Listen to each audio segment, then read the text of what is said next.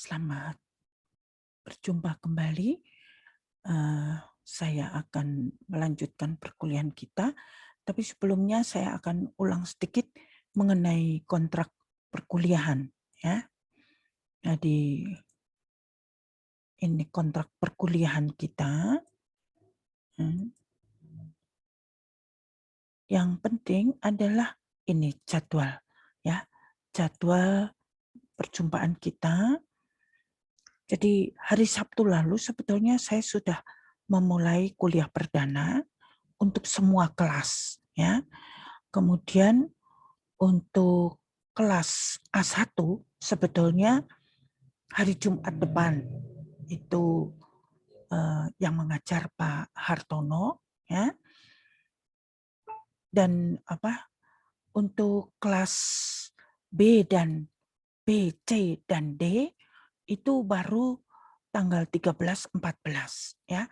Tanggal 13 sebetulnya baru kontrak kuliah, tetapi sudah saya jadikan satu tanggal 6 kemarin, maka saya akan sedikit mengulang dan link dari YouTube kuliah perdana akan saya upload di Google Classroom juga. Nah, sekarang saya siapkan untuk perkuliahan pertemuan kedua, yaitu introduction atau pendahuluan. Nah, baik, ganti saya share screen untuk perkuliahan pertemuan kedua, ya. Nah, ini ya, itu mengenai introduction. Nah, di sini yang akan saya jelaskan itu mengenai apa toh irigasi, ya. Gimana itu sistem irigasi dan tujuannya apa, ya. Terus kemudian kaitannya apa antara irigasi dan drainasi, ya.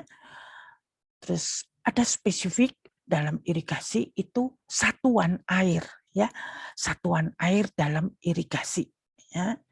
Kemudian beberapa pengertian dan tentu akan ditutup dengan tugas, ya. Nah, definisi irigasi atau sistem irigasi, ya, dan tujuannya, ya. Irigasi itu upaya manusia. Jadi usaha dari manusia untuk mengambil air, ya, ambil air dari sumber, kemudian mengalirkannya dalam saluran, membagikan ke areal pertanian atau petak sawah. Jadi prinsipnya irigasi itu mengairi, ya. Jadi ambil air, misalnya kamu di rumah, ya ambil air pakai gayung atau ember begitu, kamu bawa, kamu kasih ke tanaman. Jadi memberikan air yang dibutuhkan oleh tanaman, ya. Jadi kalau tanamannya banyak, ya melalui jaringan irigasi. Tapi kalau sedikit, ya kamu kasih aja, kamu siram begitu, ya. Nah, kalau drainasi itu, lah kalau lebih harus dibuang. Soalnya kenapa kalau tidak dibuang? Akan mati nanti tanamannya, ya. Jadi itu namanya drainase, yaitu membuang kelebihan air pada areal pertanian atau petak sawah melalui jaringan pembuang atau drainase pertanian, ya. Jadi ini definisi sistemnya dan tujuannya, ya. Nah, beberapa unsur dalam irigasi atau sistem irigasi itu ada tadi unsur manusia sebagai pelakunya. Unsur alam dan lingkungan, apa itu? Air, sumber air, tanah, lahan, lingkungan iklim, ya. Unsur fisik yaitu dalam bentuk jaringan irigasi dan bangunan air. Bangunan air itu apa? Bendung, ya. Ada pintu-pintu, ada apa begitu, ya. Terus ada unsur tanaman yang mencakup jenis tanaman, budidayanya, pola tanamnya. Pola tanam itu kapan saya nanam, kapan nyiramnya, kapan panennya. Itu namanya pola tanam, ya. Kemudian unsur teknik. Teknik yaitu dalam bentuk operasi dan pemeliharaannya. Jadi kalau saya punya jaringan irigasi, gimana saya ngoperasikannya itu? Ya, nah itu unsur engineering atau tekniknya. Ya. Nah, tujuan dari irigasi jelas, yaitu memberikan air. Bisa langsung, bisa tidak langsung. Langsung itu gimana? Ya, langsung disiram aja, dibasahi tanah. Agar dicapai suatu kondisi tanah yang baik untuk tumbuhnya tanaman. Persentase kandungan air dan udara di antara butir-butir tanah baik untuk tanaman. Kenapa pakai persentase kandungan air? Nah, itu kalau kebanyakan air mati, ya.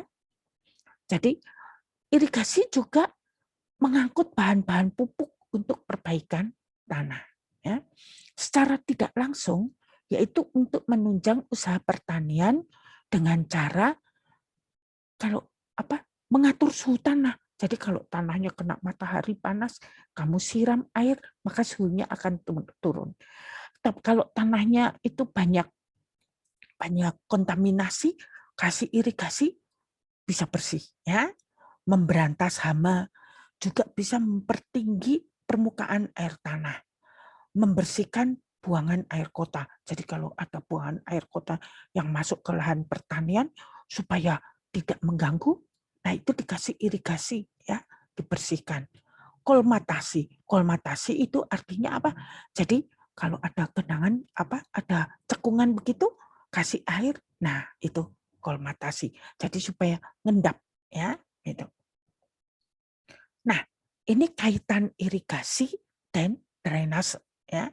Jadi tadi kalau irigasi memberi air, kalau drainase membuang, ya. Jadi kalau irigasi itu memasukkan air ke lahan. Nah, ini, ya, ini dimasukkan, masukkan. Tapi kalau irigasi, nah ini keluar, dibuang, keluar. Ini dikeluarkan, ya. Nah, ini dari sini dikeluarkan, ya. Jadi itu, ya. Jadi memberi kalau kebanyakan dibuang, ya. Nah, satuan air dalam irigasi, ya. Jadi tadi itu saya nyiramnya sampai seberapa banyak. Nah, itu ngukurnya itu dalam milimeter tebal air, ya, satuan air. Jadi ini tebalnya ini. Nih, tebal air. Jadi satuan air irigasi itu diukurnya dalam tebal, ketebalan. Atau juga bisa diukur dengan volume, berapa meter kubik. Diukur juga bisa dengan berapa liter per detik. Ya, berapa liter per detik. Ya.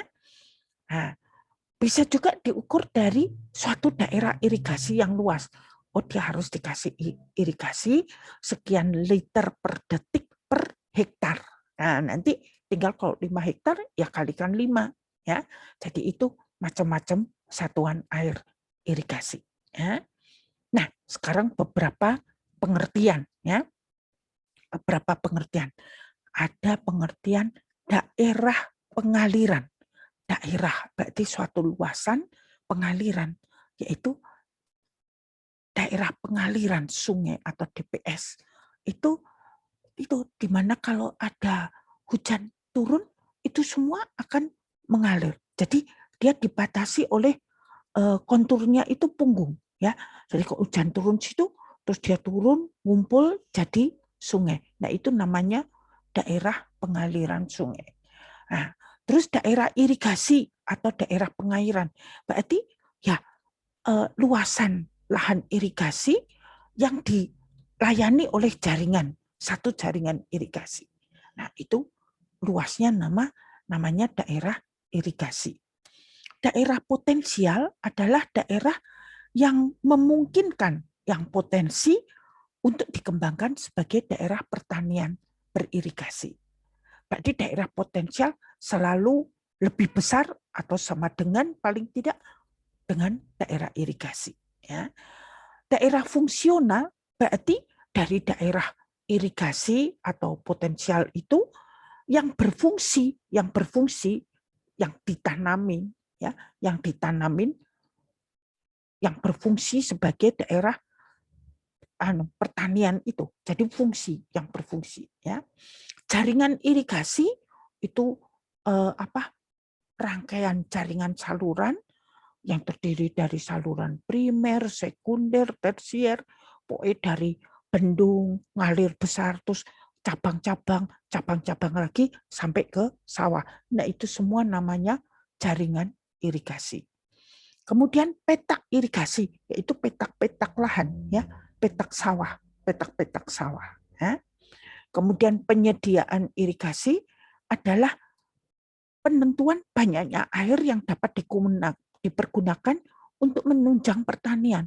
Jadi pertanian itu butuh berapa air. Nah, disediakan irigasinya itu, ya. Pembagian air irigasi. Jadi air irigasi itu dibagi di mana-mana. Oh, sebelah sini saluran tersier, sini sekian, sekian, sekian. Nah, itu namanya pembagian irigasi. Pemberian air irigasi yaitu menyalurkan jatahnya air untuk irigasi yang dibutuhkan. Ya. Penggunaan air irigasi adalah pemanfaatan air yang digunakan untuk irigasi. Nah, itu beberapa istilah. Ya. Kemudian, nah ini ya, dari daerah pengaliran ini kalau digambarkan ini, ini semua ini masuk ke situ. Nah, daerah irigasi, nah ini luasan. Daerah potensial, nah ini pokoknya yang berpotensi. Fungsional yang berfungsi, ya. Jaringan irigasi, nah ini jaringannya, ya. Nah, tadi ini ada petak irigasi, nah ini ada gambar petak-petaknya. Penyediaan air irigasi, nah ini air yang disediakan untuk irigasi. Pembagian air irigasi biasanya ditandai dengan ini, pintu. Oh, ini di sini bagi sana, bagi sini, ya. Pemberian air irigasi, nah ini diberikannya air irigasi.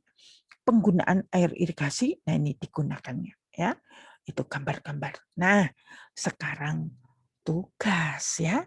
Tugas, ya. Pertama, jelaskan dengan gambar sketsa definisi irigasi, sistem irigasi, dan tujuan irigasi. Sebetulnya tadi sudah ada, ya. Tadi sudah ada, ya. Kamu tinggal nyalin, ya.